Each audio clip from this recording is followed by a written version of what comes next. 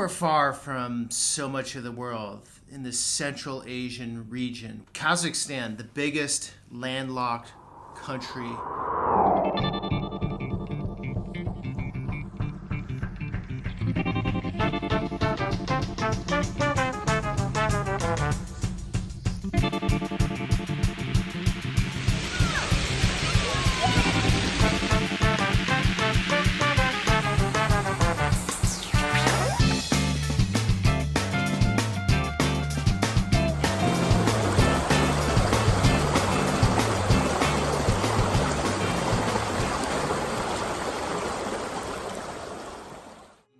This city, when you fly into, is overly impressive because the plane drops out of the sky and then these mountains, you start to see these massive mountains.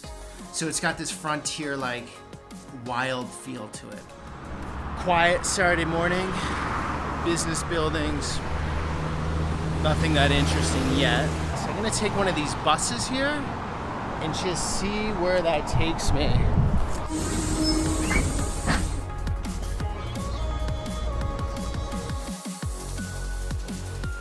Almaty, just like so many of these former Soviet places, are just rife with extremes. So there's that Russian Orthodox church behind me, and then check this out. This is a pretty extreme monument. I've seen a lot of monuments in my time, but this one is in its own category. Look at that.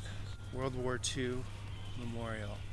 And so for those that don't know, the Soviets lost upwards of 25 million, maybe more, in World War II.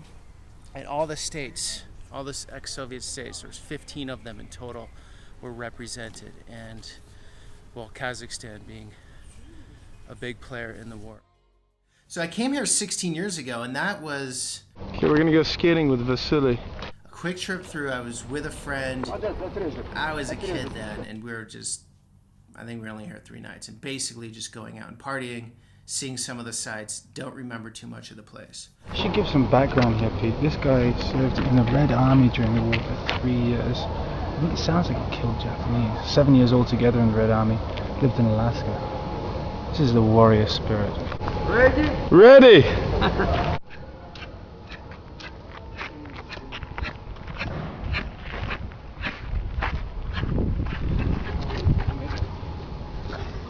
But this time coming into Almaty, I've gotten to get to know the city better, and I'm properly surprised by a lot of beautiful streets in the city. A lot of wide boulevards, very clean.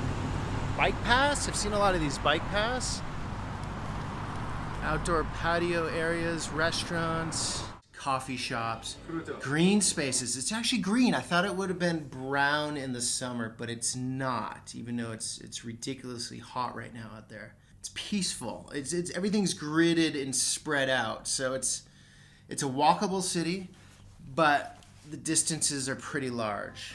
What I find very interesting here is the mix of ethnicities. So you have a minority Russian population and a majority Kazakh population. I think the Russians make up, I was told, like roughly 30-35%.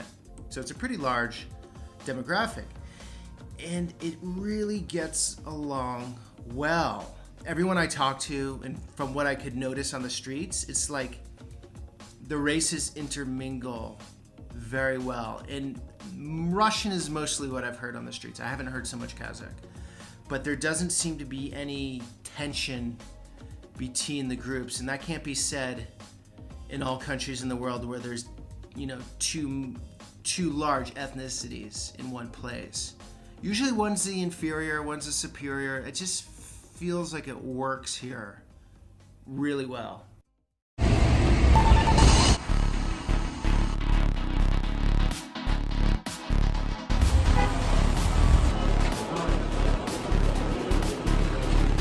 Откуда друг?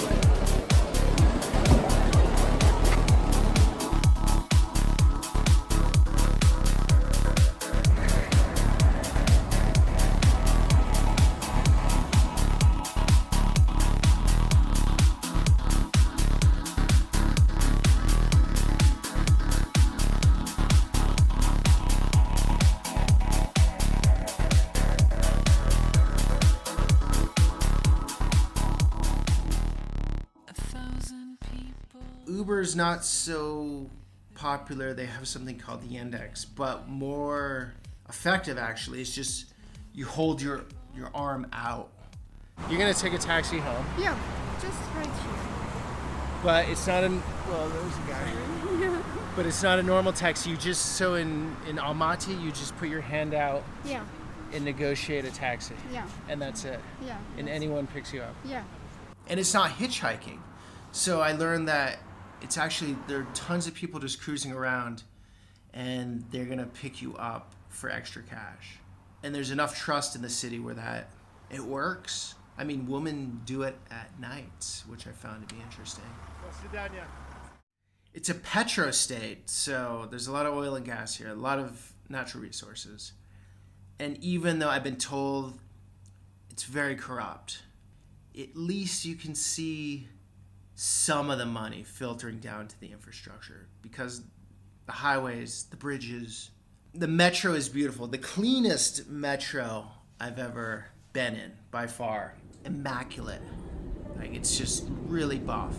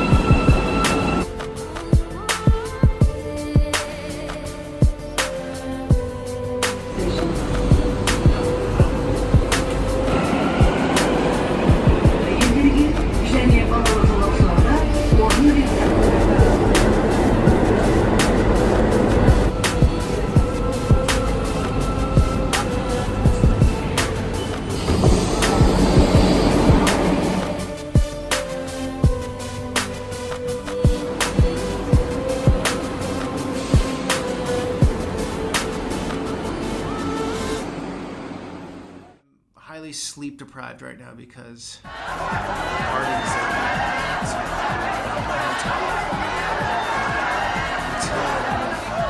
and it's men and women out there, and so it is somewhat of a drinking culture.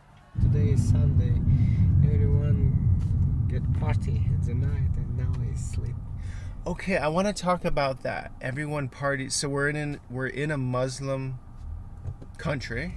You can be religious, you can be not religious. Mm-hmm. It's just independent of you. Right. Everything is allowed. And I've been told, I met a few guys that are like practicing on a regular basis and they don't drink, but it doesn't mean everyone doesn't drink. I'd say it's very tolerant. And I've seen a lot of Russian Orthodox churches here. So the religions seem to flow pretty well together too. It doesn't seem like there are any rifts with that from what I've noticed. There's Hotel Kazakhstan. Yes. Is your hotel Yes. on the money? Yes. How'd you do that? Do you love your country? Of course. Cool. Beautiful place. Thank you. Okay. Nice place, Hotel Kazakhstan. I was told the salaries are pretty low. You said the minimum salary is roughly $300. A good salary is like $600. Yes. A great salary is like $1,000. This is a month. Yes, this is a month. Then how do so many people have nice cars? Why does everything look so good? How do people have so much money? I don't get it. Something's not. I don't know. Sometimes I ask myself about it. And again, corruption's a big part of that, sure. But it's just something isn't link up there. I can't figure that one out. I went to a so-called bad neighborhood. It wasn't terrible. This is the bad part of Almaty, right? Yeah. I mean, the roads are still amazingly good, which is interesting. Is there a worse part? Because now it's early morning. Because it's early morning? If you come here at the night, it's more dangerous. It's dangerous at night? Yes. It's definitely a different world than where we were. the other side of the city, up near the mountains. But still, it's not like terrible. You ready? Готово. Go. There's a mountain, Koktobé, which is up over the city, and there's a gondola, the modern gondola that goes up there, and it gives these beautiful viewpoints of the whole city.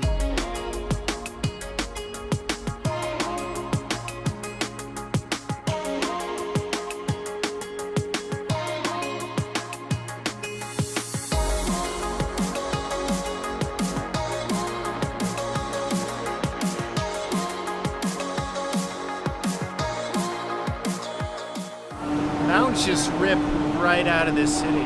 Massive snow-capped peaks just right out here.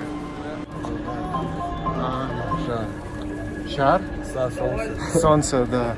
Жарко. Да. Look at this beautiful mosaic. Love this stuff. So much of this in this part of the world.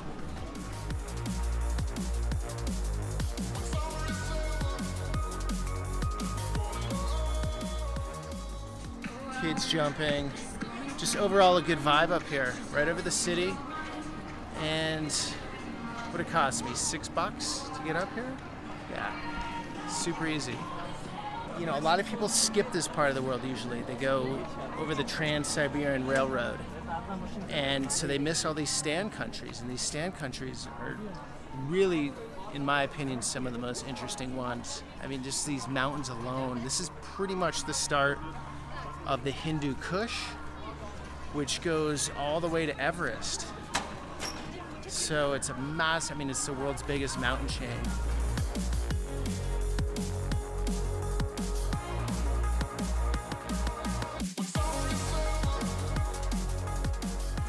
So the city has all these irrigation canals, and it all is coming from these mountains. So it's really fresh, cold water. People dip their feet in it, they hang out. It cools the air in the city. Even though it's super hot, it definitely cools off the place a bit.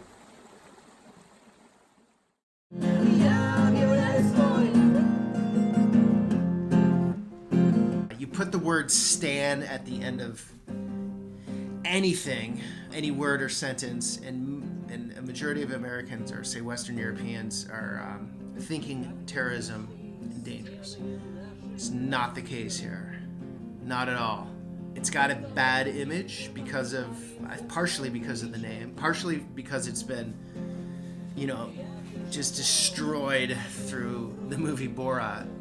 So people have a bad impression of this place, which is completely unjust because, as you can see in my footage, it's a good-looking place. It's a pleasant place. It's like a nice city. You couple in this Kazakh / Russian / being very landlocked, sort of between Europe and Asia, massive mountains in a forever plain that leads into this place, and you have something quite unique. It's not even that adventurous, which is crazy. Everyone, you know, most people think Kazakhstan, wow, that's extreme. No, it's actually not. I mean, you can rip off into the countryside here, and I'm sure to get into some serious adventures. But as far as coming into Almaty, it's a very civilized, clean, peaceful, nice place. So that's my story.